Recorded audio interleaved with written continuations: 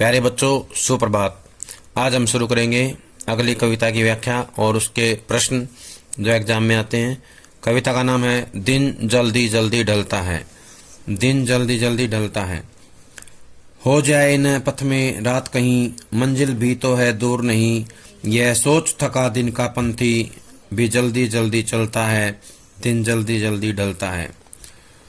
पथ होता है रास्ता, मंजिल होता है लक्ष्य, थका होता है थकान जिसे चढ़ गई है, पंथी होता है यात्री। कवि कहता है कि यात्री बार बार सोचता है, यात्री बार बार सोचता है कि कहीं उसे रास्ते में रात न हो जाए, रास्ते में रात न हो जाए। मंजिल अब उससे ज्यादा दूर नहीं है, मंजिल अब उससे दूर नहीं है। कहने का आशय यह है कि मंजिल उसकी पास में है, वह अपने प्रिय को प्राप्त करने ही वाला है। बार बार अपने प्रिय के बारे में सोचकर वह जल्दी जल्दी कदम बढ़ाता है, जल्दी जल्दी चलना आरंभ कर देता है ताकि वह अपने प्रिय से मिल सके। प्रिय मिलन की बेचैनी या उत्सुकता के कारण जो उसे लगता है कि दिन ढल रहा है, इसलिए वह किसी भी समय छिप सकता है, किसी भी वक्त जो है अंधेरा हो सकता है, रात हो सकती है, इसलिए वह जल्दी जल्दी चलना आरंभ कर देता है। कवि जो है तेज तेज चलता है ताकि रात होने से पहले अपनी मंजिल तक पहुंच जाए। अब इससे जुड़े हुए प्रश्न देखें। कवि और कविता का नाम बताइए। तो कवि का नाम है हरिवंश राय बच्चन, कविता का नाम है दिन जल्दी जल्दी ढलता है। थका हुआ पंथी किस कारण जल्दी जल्दी चलता है? तो बताना है थका हुआ यात्री अपने लक्ष्य को पास देखकर जल्दी से प्राप्त करना चाहता है, इसलिए वह जल्दी जल्दी चलता है। यानी कि उसका लक्ष्य नजदीक है, लक्ष्य जो है लक्ष्य को पा लिया उसने, यानी उसका लक्ष्य अब ज्यादा दूर नहीं है, तो वो जल्दी जल्दी चलना आरंभ कर देता है। अगला प्रश्न है पंथी किस आशा से प्रेरित होकर जल्दी जल्दी चलता है? कौन सी उम्मीद है? तो बताना है पंथी के मन में यह आशा उत्पन्न हो चुकी है कि उसकी मंजिल पास आ चुकी है, इसलिए अब जल्दी से उसका प्रिय मिलन होगा, इसलिए वह जल्दी जल्दी चलता है। यानी अपने प्रिय से वो जल्दी से मिल जाएगा, इसलिए वह जल्दी जल्दी चलता है। अगला प्रश्न है दिन जल्दी जल्दी ढलता है, कवि को यह कथन बेचैन क्यों करता है? क्यों करता है बेचैन? कवि अपनी मंजिल को पाने के लिए बेचैन है। वह चाहता है कि दिन छिपने से पहले अपने प्रिय को प्राप्त कर ले, लेकिन दिन जल्दी जल्दी अस्त होने जा रहा है, इसलिए वह बेचैन हो उठता है, इसलिए वो जल्दी जल्दी चलना आरंभ कर देता है। इस पद्यांश का मुख्य भाव बताइए।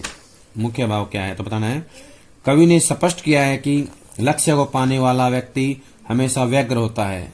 लक्ष्य को पाने वाला व्यक्ति हमेशा व्यग्र होता है, उतावला होता है। उसे लगता है कि समय जल्दी से बीतता जा रहा है, इसलिए वह बड़ी तीव्र गति से अपने काम को पूरा करना चाहता है। इस प्रकार के व्यक्ति का मन बड़ा बेचैन हो उठता है। अगला हमारा काव्यांश है बच्चे प्रत्याशा में होंगे, नीड़ों से झांक रहे होंगे, यह ध्यान परो में चिड़ियों के, बढ़ता कितनी चंचलता है, दिन जल्दी जल्दी ढलता है। प्रत्याशा होता है आशा, उम्मीद। नीड होता है घोंसला, झांकना होता है बाहर देखना, पर होता है पंख, चंचलता होता है तीव्रता, जल्दी जल्दी चलना। कवि कहता है कि जब चिड़िया आकाश में उड़ती हुई अपने घोंसलों में लौटती हैं, तो मन में बार बार ये विचार उठता है कि उनके बच्चे घोंसलों से बाहर निकलकर उनकी प्रतीक्षा कर रहे होंगे, बार बार झांक रहे होंगे। उनके बच्चे जो हैं बेचैन हो गए होंगे, इसलिए वो जो चिड़िया है अपने बच्चों की सोच करके, बच्चों का जब ध्यान आता है तो उन्हें जो है बच्चों की चिंता सताने लगती है। इसलिए वे तीव्र गति से जल्दी जल्दी से जो है पंखों को फड़फड़ाते हुए, पंखों को जो है ज्यादा जल्दी जल्दी जो है चलाते हुए अपने घोंसलों की तरफ बढ़ने लगती हैं। उसके मन में भय सताता रहता है कि कहीं दिन न छिप जाए, इसलिए वह तीव्र गति से उड़ने लगती हैं और ज्यादा तेज गति से उड़ना शुरू कर देती हैं। इससे जुड़े हुए प्रश्न देखें। बच्चे किस आशा से नीडों से झांक रहे होंगे, तो बताना है। चिड़िया के बच्चे इसलिए घोंसलों से बाहर झांक रहे होंगे कि उनकी माँ आएगी और उन्हें जो है चुग्गा देगी। बच्चे जो है इसलिए घोंसलों से बाहर झांक रहे हैं क्योंकि वे माँ के आने की प्रतीक्षा कर रहे हैं। उन्हें लगता है कि माँ लौटकर उन्हें चुग्गा देगी, इसलिए वे माँ की ममता के लिए बेचैन हैं, माँ की ममता के लिए व्याकुल रहते हैं। अगला प्रश्न है, चिड़ियों के घोंसलों द्वारा किस दृश्य की कल्पना की गई है, तो बताना है। चिड़ियों के घोंसलों द्वारा उस दृश्य की कल्पना की है कि जब चिड़ियों के बच्चे अपने माँ के आने की प्रतीक्षा के कारण घोंसलों से बाहर झांकने लगते हैं। एक ओर उनके मन में माँ की ममता होती है और दूसरी ओर वे भूखे होते हैं। बच्चे इसलिए झांक रहे हैं नीडों से क्योंकि वो भूखे भी होते हैं और उनके मन में माँ के प्रति ममता भी होती है। चिड़ियों के पंखों में चंचलता क्यों उत्पन्न होती है, तो बताना है। चिड़िया अपने बच्चों से शीघ्र मिलना चाहती है, बच्चों की ममता उन्हें पुकारती है, वे शीघ्र ही बच्चों को भोजन व सुरक्षा देना चाहती हैं, इसलिए उनके पंखों में चंचलता उत्पन्न हो जाती है। तो बताना है कि बच्चों के कारण जो उनके पंखों में चंचलता उत्पन्न होती है, जब उन्हें बच्चों का ध्यान आता है तो वो जो है जल्दी जल्दी उड़ना शुरू कर देती हैं और अपने बच्चों से जल्दी मिलना चाहती हैं।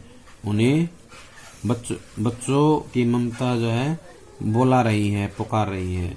अगला प्रश्न है, चिड़िया को क्यों लगता है कि दिन जल्दी जल्दी ढल रहा है, तो बताना है। चिड़ियों के मन में बेचैनी है, वे जल्दी जल्दी अपने बच्चों के पास पहुंचना चाहती हैं, परंतु उनकी मंजिल दूर है। इसी बेचैनी के कारण उन्हें लगता है कि दिन जल्दी जल्दी ढल रहा है, दिन जल्दी जल्दी ढल रहा है। अगला प्रश्न है, इस कविता द्वारा कवि क्या संदेश देना चाहता है, तो बताना है। इस कविता के द्वारा कवि ने माँ की ममता का सजीव चित्रण किया है, माँ की ममता का सजीव चित्रण किया है। वात्सल्य और प्रेम के कारण ही बच्चों का मन बेचैन हो उठता है। चिड़ियों के माध्यम से कवि मानवीय ममता और वात्सल्य का सजीव वर्णन करता है। यानी कि इस पंक्ति में चिड़ियों के माध्यम से कवि ने मानवीय ममता और वात्सल्य का सजीव वर्णन किया है। अगला काव्यांश है, मुझसे मिलने को कौन विकल, मैं हूँ किसके ही चंचल, यह प्रश्न स्थिर करता पद को भरता और मैं विह्वलता, दिन जल्दी जल्दी ढलता है। विकल होता है व्याकुल, विकल होता है व्याकुल। हित माने होता है के लिए, किसके हित माने के लिए। अगला है चंचल, बेचैन, चंचल होता है बेचैन या क्रियाशील। अगला है स्थिल, स्थिल होता है धीमा, ढीला कर देना या धीमा कर देना। पद होता है पांव, विह्वलता होता है आतुरता का भाव, आतुरता का भाव। इसकी व्याख्या देखो। कवि कहता है कि संसार में कोई ऐसा व्यक्ति नहीं है जो मुझसे मिलने के लिए बेचैन हो, जो मुझसे मिलने के लिए व्याकुल हो, बेचैन हो। इसलिए मेरा मन किसी के लिए भी चंचल नहीं होता है। आशय यह है कि मेरे मन में किसी के प्रति प्रेम की भावना नहीं है। यह स्थिति मेरे कदमों को स्थिर कर देती है, ढीला कर देती है। प्रेम के अभाव के कारण मैं ढीला पड़ जाता हूँ और मेरे हृदय में निराशा और उदासी की भावना उत्पन्न हो जाती है, निराशा और उदासी की भावना उत्पन्न हो जाती है। और जिससे मेरे हृदय में व्याकुलता भर जाती है। फिर भी मैं प्रेम की तरंगों में खो जाता हूँ और दिन ढल जाता है। कहने का आशय है कि दिन जल्दी जल्दी ढल जाता है और मैं जो है प्रेम की तरंग में खो जाता हूँ। इस पद्यांश से जुड़े हुए प्रश्न देखें। कवि के मन में यह प्रश्न क्यों उठता है कि उससे मिलने के लिए कोई व्याकुल है। कोई व्याकुल है। कवि अब अकेला रह गया है क्योंकि उसका प्रिय उसे छोड़कर चला गया है, इसलिए वह सोचता है कि उससे मिलने के लिए कोई व्याकुल नहीं है। कोई व्याकुल नहीं है। कवि किसके लिए चंचलता को त्याग देता है, तो बताना है। कवि के मन में अब अपने प्रिय को मिलने की बेचैनी नहीं है, इसलिए वह चंचलता को त्याग देता है। प्रिय से मिलने की बेचैनी नहीं है, इसलिए वह चंचलता को त्याग देता है। कवि एक कदम स्थिर क्यों हो जाते हैं, तो बताना है। कवि अब समझ चुका है कि जिसे वह प्रेम करता था अब वह उसे मिलने वाला नहीं है, इसलिए उसके कदम स्थिर हो जाते हैं और वह तटस्थ भाव से चलने लगता है। कवि के मन में कैसी विह्वलता उत्पन्न होती है, तो बताना है। कवि के मन में यह विह्वलता उत्पन्न होती है कि वह इस प्रेममय संसार में अकेला रह गया है। कोई भी व्यक्ति अब उसकी प्रतीक्षा नहीं कर रहा, इसलिए कवि निराश व उदास है। इस पद्यांश का मुख्य भाव क्या है, तो बताना है। कवि ने यह स्वीकार किया है कि उसकी प्रिया उसे छोड़कर चली गई है, अतः वह अब अकेला रह गया है। इसलिए इस पद्यांश में कवि की वियोगजन्य पीड़ा का मार्मिक वर्णन हुआ है। इस पद्यांश में कवि की वियोगजन्य पीड़ा का मार्मिक वर्णन हुआ है। प्यारे बच्चों, ये थी हमारी कविता दिन जल्दी जल्दी ढलता है। सभी इसको अच्छे से याद कर लें। जब तक अगली कविता आती है, सभी का बहुत बहुत धन्यवाद।